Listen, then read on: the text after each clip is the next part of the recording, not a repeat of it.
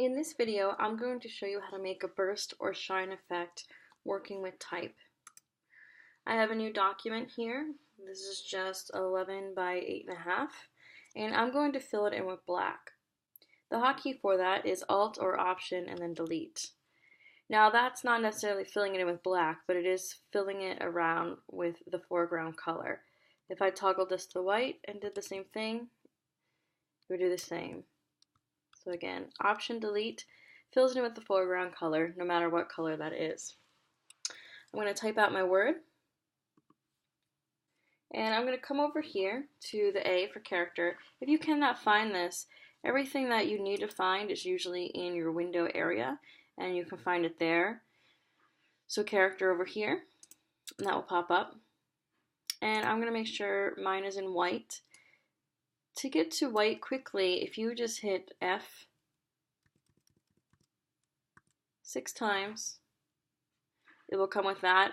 All zeros equals black, in case you're interested in knowing. And then I'm just going to pick a different typeface. I'm going to scrub going to the right.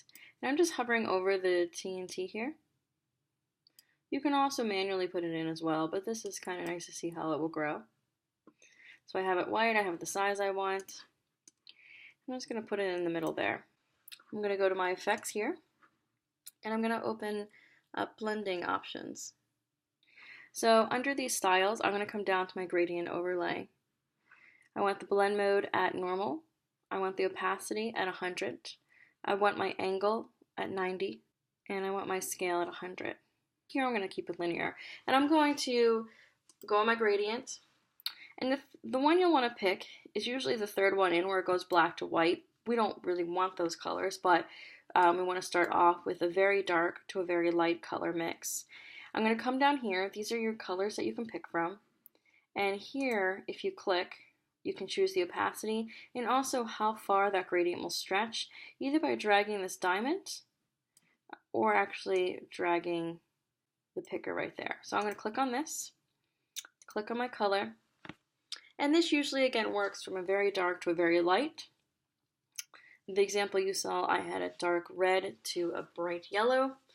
That's really up to you. If you already have colors picked out, you can just pop them in, either RGB or CMYK. Darker red. There. And then here, go down to my color. I'm going to go to a lighter yellow. And then click OK.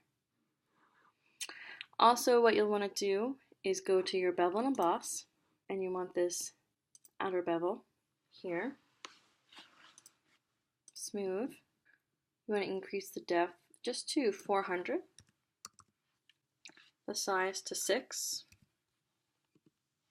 So we just want a little bit to show, but not much. We want the highlighting mode to be screen. The shadow mode to be multiply. Now with this, we want the highlight mode screen and at 80%, and then we want the shadow multiply at around 70%.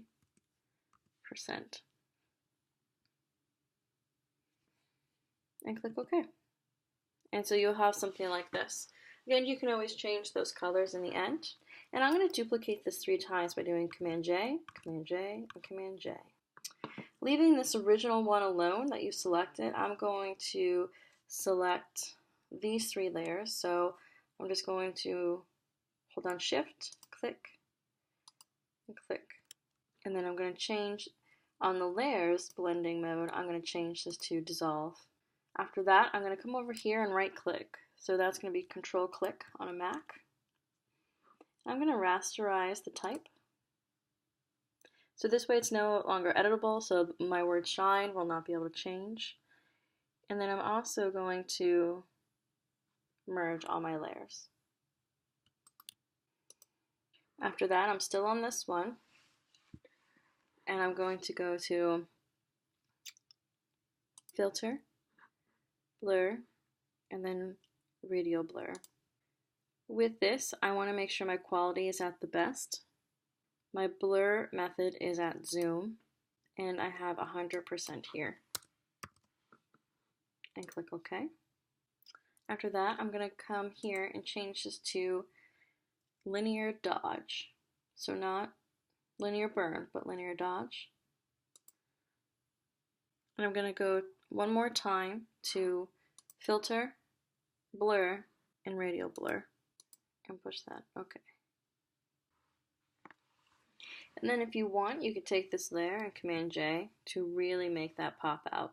So you can see that if I take away the original type layer, these have all turned to like this interesting shine because of the radial blur. And so you would need this original type. If I want to get rid of this white, I'd have to come back into Effects and probably change my bevel and emboss. So these things, you know, you can always change them a little bit just to see which ones work, so you can see what's changing here. So the pillow emboss is definitely a no for that. But the emboss might work well, and you can always see if like maybe you want a little bit chiseled hard, gives it more of a that hard edge. We got soft, that doesn't seem to work well. And you can always work with the contour and just see what some of these things do for you. So that one's actually really nice. I like the first one because of that sheen, which looks like it's all reflecting. So I'm going to make sure I come back on that. So these are all experimental processes. You can see really which one fits for you and how it looks. So there you go. That is how you make a burst or a shine on a word.